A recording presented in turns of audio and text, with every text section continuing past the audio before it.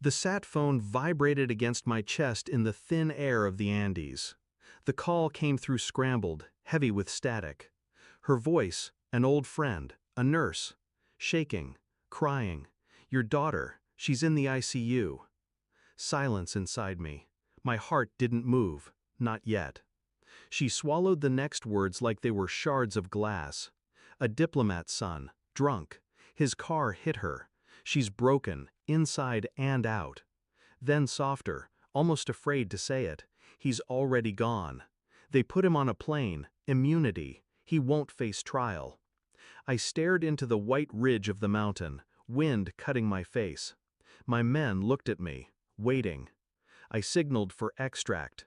The commander's nod was brief, no questions. He knew better. They thought distance would protect him. They thought borders would save him. They forgot what men like me are trained for. My mission had changed.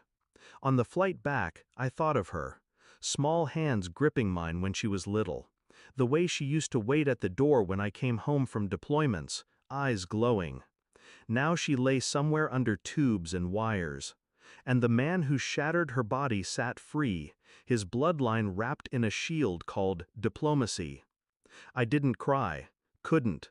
Grief calcified into something harder, something colder. But another thought cut deeper than rage.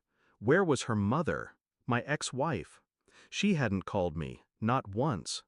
When I landed, I saw her in the hospital room, perfumed, untouched by the smell of antiseptic and blood. She stood too close to another man, a consulate official. I recognized the insignia on her lapel. Her eyes darted when she noticed me, too quick, too guilty. Pieces shifted, something unseen lurked beneath. The diplomat's son hadn't just been protected by chance, he was connected. To her, and maybe, through her, to me.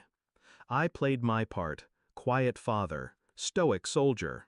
I thanked doctors, nodded at nurses, kept my hands steady over her pale skin as she slept, machines doing what her body couldn't. But every night I slipped away. Records, phone logs, financial trails. I knew how to track men in jungles, deserts, cities. Finding the truth in a hospital corridor was child's play. The diplomat's son, his name was Adrian Vale, 23, reckless, known for trouble. His father had pulled him out of messes before, but this time he had help from within. I found the calls, my ex-wife's number, direct lines to the embassy, messages deleted but not erased. She hadn't just stood by, she had helped them move him. My daughter lay dying, and her mother's hands had opened the escape route. I kept silent. Even as my insides twisted with every beep of the monitor, I spoke nothing. Silence was my camouflage. Silence was the trap.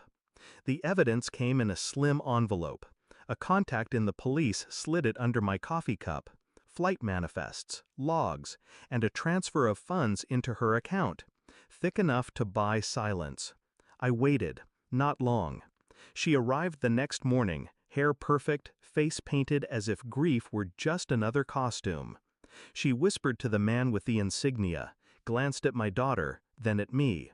I placed the papers on the tray beside the hospital bed. No words, just the truth, black and white, staring back at her. Her face drained. The official stiffened, hand twitching toward the file like he could snatch it back from existence. I didn't move. I just said, low and flat, "You sold her." That was all. Her lips parted, trembling.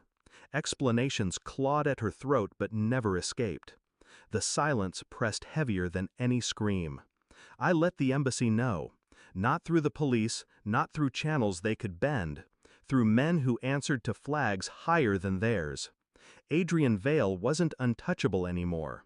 By the time his father realized, the boy was already recalled. Not to safety, but to inquiry, to trial. His name burned across the news.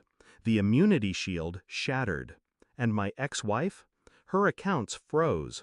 Her consulate friend vanished, career buried under the scandal. I never shouted, never cursed. I just stood in the hospital room, my daughter's shallow breaths between us, and let her feel the weight of what she had done. She tried to cry, but guilt doesn't sound like grief. It sounds like a choke, like something rotten turning inside. Weeks later, my daughter opened her eyes. Fragile, weak, but alive. That was enough. Her mother wasn't there. She wouldn't be.